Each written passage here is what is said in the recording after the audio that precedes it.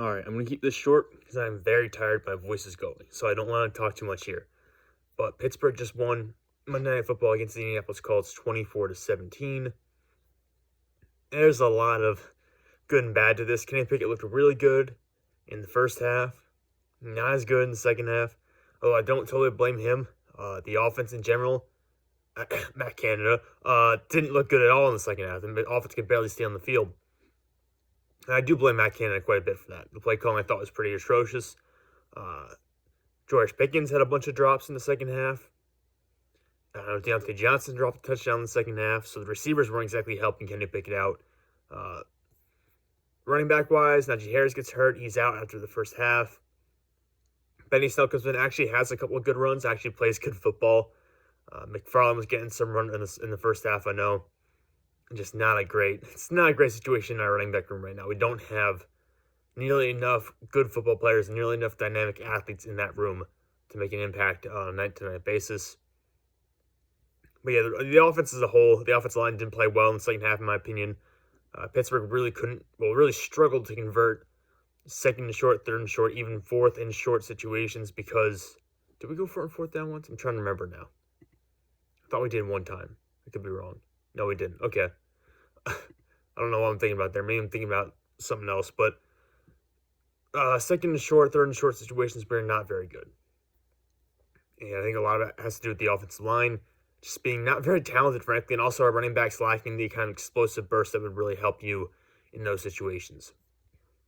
Receiving-wise, everyone saw the great catch George Pickens has. He's good for those basically at least once a game at this point, but he had a bunch of drops as well. 6 targets, 3 receptions. I think he had 3 drops, I'm pretty sure. So, some negative takeaway from him there. Deontay Johnson, at least they got him involved in this game. I still think they're really using him quite horribly. He's a good football player, man. They're really not using him right. But that being said, he did drop a touchdown. And drops have been a lingering issue for him throughout his career. Freiermuth has been steady, consistent, everything this team needs. So I'm glad he's still playing well. Defensively, our defense was good in the first half, I thought, and then in the second half, they just kind of got tired because I know that the time of possession for this game is heavily slanted towards Pittsburgh. And I'm trying to finish this video real quick because my voice is really starting to go now. It's really starting to hurt my throat. Time possession, 34 minutes and 22 seconds for Pittsburgh, 25 minutes and 38 seconds for Indianapolis. So heavily slanted towards Pittsburgh. I would love to know how it was slanted in the third quarter because I felt like the Colts had the ball for the entire third quarter.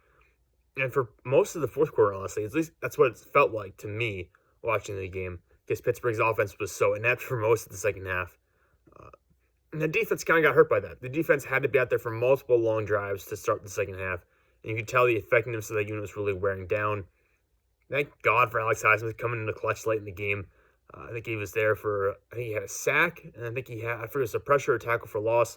But he was involved in multiple plays late in the game that really put us through to help us win. TJ Watt really wasn't that involved much tonight. I think he had a couple of pressures early in the game.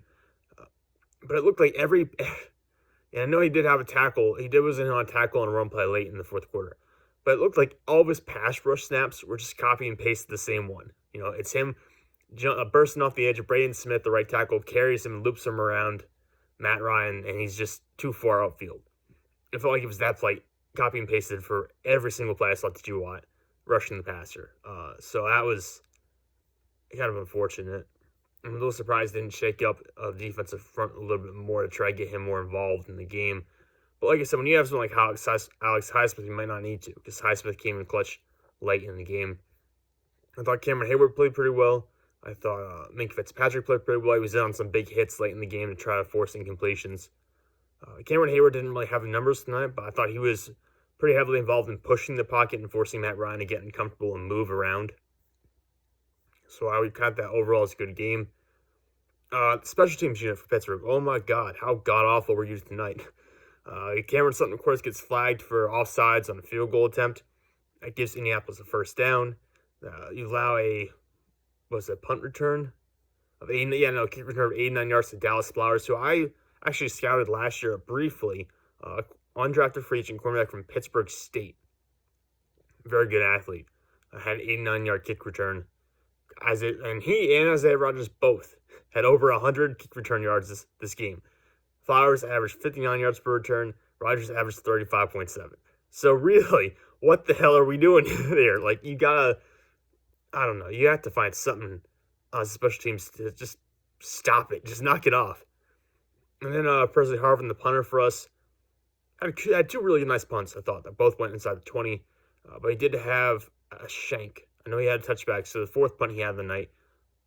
One touchback, two punts that went inside the 20. The fourth one was a shank that barely got past the midfield line. Or it wasn't even a shank, it was just a horrible punt with didn't have a lot of power behind it. The only really, I'd say, star of the night, special teams for us, was Matthew Wright. Coming in for Chris Boswell, of course, has been hurt. 3 for 3 on field goals, 1 for 1 extra points. We needed all those points in this game.